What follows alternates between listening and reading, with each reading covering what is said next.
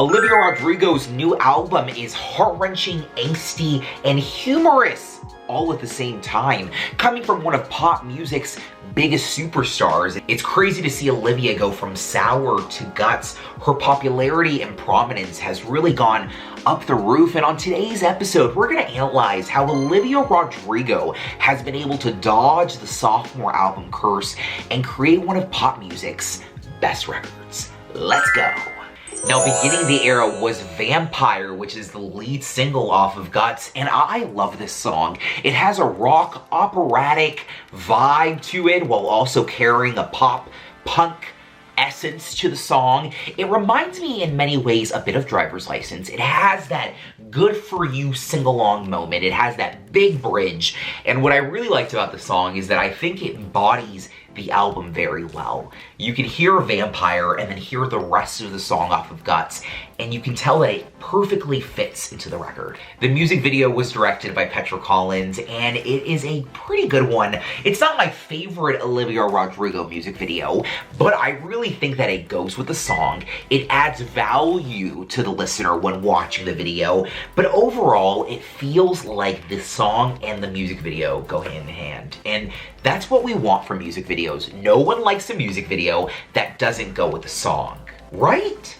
Now, I really love Bad Idea, right? It's the second single off the album, and it's so playful and fun. I love the talking, singing. Olivia does it really well. Of course, someone else who does it well is Taylor Swift, but we're not talking about her on this episode. Now, I think with Olivia Rodrigo, the second single was a perfect balance of what the first single didn't have, right? The first single was giving you ballad, it was giving you moment, it was giving you spotlight. Bad Idea, right? It's playful in its nature. You want to dance, and similar to Sour, where she released Driver's License and then released Deja Vu, it makes sense to release Vampire and then release Bad Idea, right? Because you really want to show when releasing singles the variety of the album. What am I as a listener going to be given? And its duality from one side to another is really appreciated. And I think the single, the music video is so fun. I love the reference to Glee when they throw the icy at her. I was like, oh my God, I swear to you, if someone ever threw some shaved ice, a beverage, an icy, girl, we are fighting. On deck. Bam, bam, bam. Glee's status is going up and yours is going down. Deal with it. Hello. Now, the third single is Get Him Back, and I'm not gonna lie, the first time I heard this song, I did like it, but it's when the music video came out, which, mind you, is literally sponsored by Apple, from the wealthiest company in the world, which is Apple. They're like trillions and trillions and trillions. To have Olivia Rodrigo in your pocket, and vice versa, for Olivia Rodrigo to have Apple in her pocket, it literally was filmed by an iPhone 15. That's cool. Olivia Rodrigo, I'm telling you, it all makes sense. And Get Him Back, from the visuals to the song, I really enjoyed it. It, in a way, is reminding me of Good For You, right? It has that big, bombastic, sing-along moments. But I think what Get Him Back does really well is that it really paints a picture, right? The idea of loving someone that you kind of want to be with still, and we've all been there, to want to rekindle a relationship, a connection with someone that you maybe should not be with. Now, for the album review, I'm going to rank everything in my favorite color and fruit, oranges. So 1 is bad, I don't like the song, and 5 is great. That means I loved the song. Okay, starting with All American Bitch. This song, I really enjoyed it as an opener. I couldn't really see it being placed anywhere else. It really speaks to the expectations that women have been placed by society. And the truth is that so many girls in America, we really try to place them in these spaces where they can't have autonomy over their own body. We have expectations on them that aren't real. And Olivia Rodrigo in this song is really highlighting, tapping into, expressing her discomfort, and really a twist on the all-American girl, but for her, it's the all-American bitch. Now, the screeching at the end really reminds me of Fiona Apple. It's giving Bjork. It's giving alternative girly. And I like it. I really like the song. I don't find myself re-listening to it at this point, but I think that as the album grows and the more that I re-listen to it, I find new songs have new meanings. So for me, I'm going to give the song a 3 out of 5. Now, Bad Idea, right? Great song. I love the talking, singing, and the truth is, when you are trying to reconnect with an ex and your friends are saying, don't do it, and you're like, I want to do it. The reality is, do it. Because maybe it's a bad idea, but bad ideas can usually lead to good ideas. And if they don't, at least you have a good story to talk about. And for me, this song is a 4 out of 5. Bloodsucker Fame Fucker. I really like Vampire. I couldn't think of any other song that Olivia could place as a lead single. I think this song has everything. It's a great record, and it really speaks to the way that relationships, people like vampires, can suck the blood out of us. And we find ourselves in these spaces where we're really thinking about, how is this person doing this to us? And why are we allowing it? And the self-realization for Olivia was realizing that the person that she loved was really simply a vampire in the sheets, sucking the life out of her. I give this song a 4 out of 5. Lacey. Lacey's a very cute song, and I love the lyrics. Lacey, oh Lacey, just loathe you lately, and I despise my jealous eyes, and how hard they fell for you. Yeah, I despise my rotten mind. Wow. Lacey, oh Lacey. I think the song is really speaking to the way that we as people, but specifically Olivia as a woman, compare themselves in almost a way that is the cornerstone of jealousy, where you think of someone else having something you want and you obsess over the differences that in a lot of ways make you special, but in that moment, it's what separates you from the person you wish you were. And Olivia Rodrigo really brings it. I don't really find myself connecting with the song as much at this moment, but I can see where a lot of people have connected and really enjoy the song. For me, it's a 3 out of 5. Ballad of a Homeschool Girl. Now, Olivia Rodrigo was homeschooled from 7th grade on until she graduated because she was working. She was a Disney baby. And this song speaks to how maybe we all try to fit in, and the more we try, the less we succeed. I like the song, but for me, it's a 3 out of 5. Now, Making the Bed. Oh my God. This really speaks to, I think for me, when I listen to this song, the whirlwind that Olivia has with fame, the pressures that it comes, but I think in a more general sense, I listen to this song, and I feel this energy of everything that's happening to you, the good, the bad, the ugly. You are the one that's making the bed. You are the one that's allowing this to happen. You are the one that is almost lay in the bed you make. And so she's making the bed. She's laying in the bed she's making. And I really like this song so much. And it's a 5 out of 5. Now, I really enjoyed Logical. Listening to Logical as somebody who's been in a relationship, sometimes 2 + 2 = 5. I'm the love of your life until I make you mad. We've been there before. And this record, this specific track, I think just speaks to how so many of us in relationships can feel lost, and things that are you ration with logic, you ration with common sense, are out of the window, because the truth is, where logic is black and white, love is multicolor. There are so many dimensions to love, and where your brain may think something doesn't make sense, your heart is so resolved. And this song really just speaks to that feeling, and it's a 4 out of 5. Get Him Back. I love this record. And for a lot of people, you break up with somebody and then you want to get back with them, and that's okay. For a lot of girlies and boys, we are really going to find ourselves replaying this song a lot. Out of the 3 singles, I really love it. It's right under Bad Idea, right? But honestly, as I'm doing this review, I think it's my favorite. Of the up-tempo, I think of the more mid-tempo ballads, I have some other faves. But of the records that where you want to dance and jam, Get Him Back is the one. It's a 5 out of 5. Love is Embarrassing. This gives you kind of like 80s, like new wave vibes.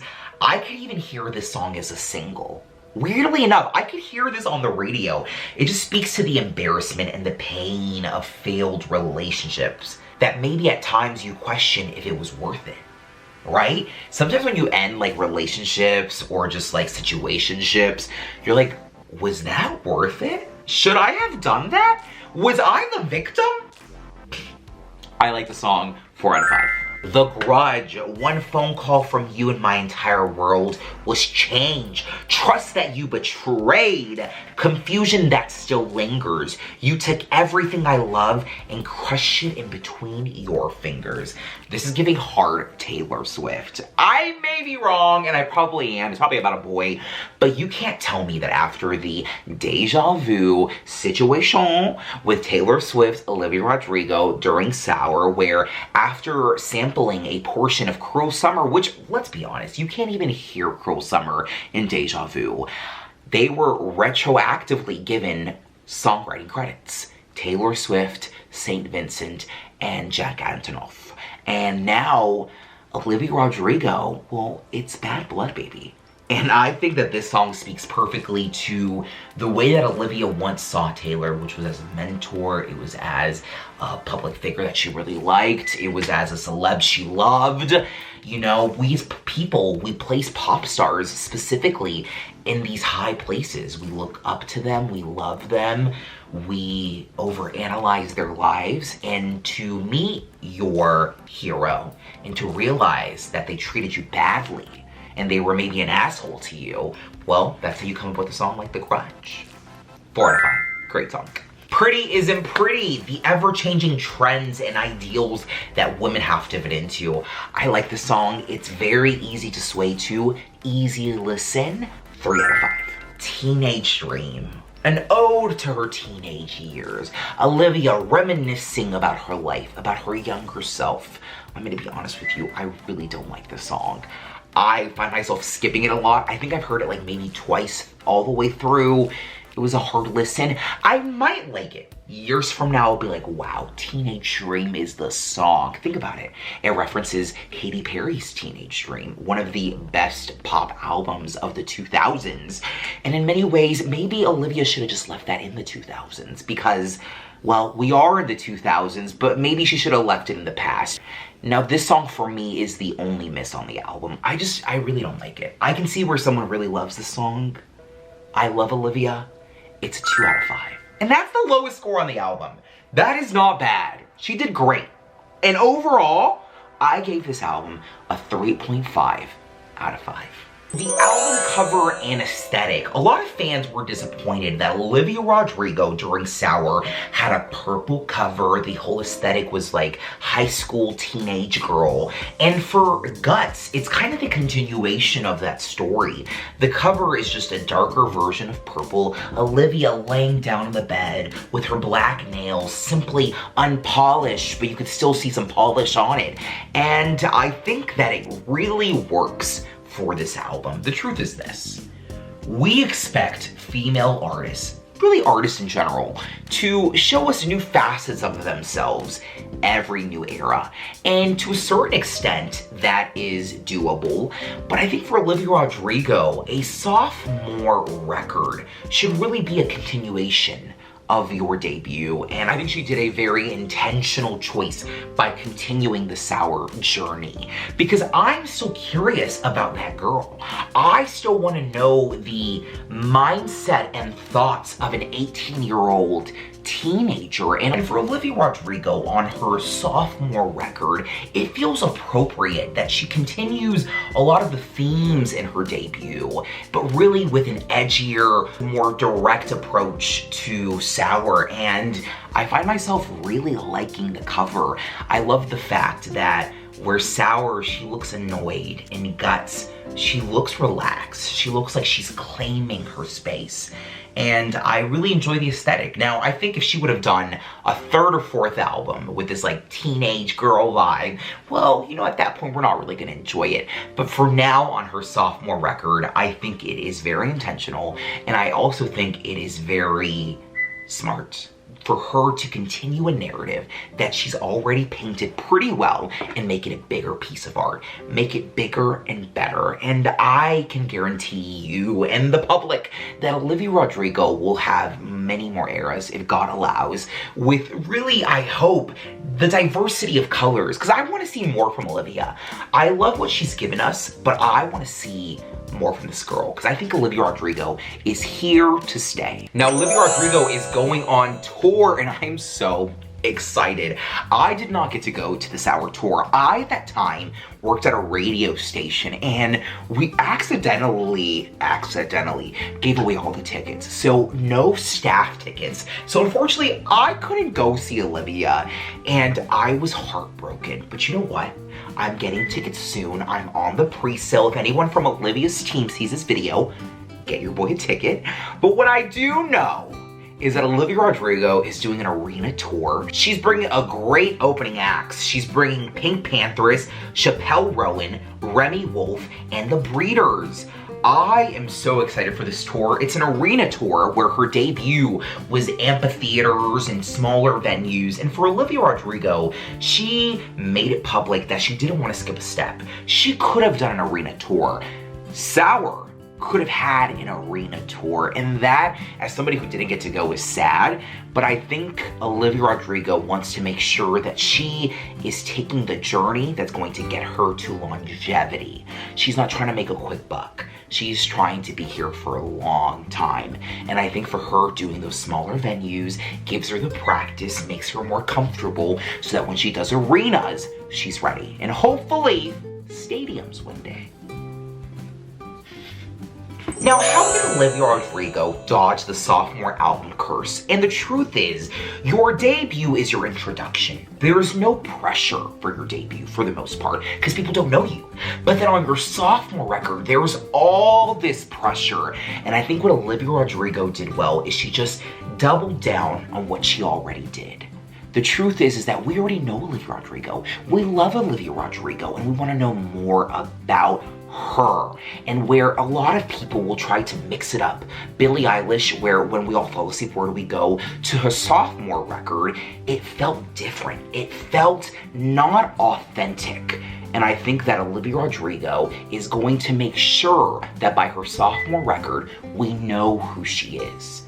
It's not her trying to paint a picture of someone she's not, but she's being very intentional with the artist that she's displaying to the public. Thank you so much for watching this video. Let me know in the comments, what do you think about Olivia Rodrigo's new album? I'd love to know. Give this video a thumbs up, subscribe. I love you so much. Bye.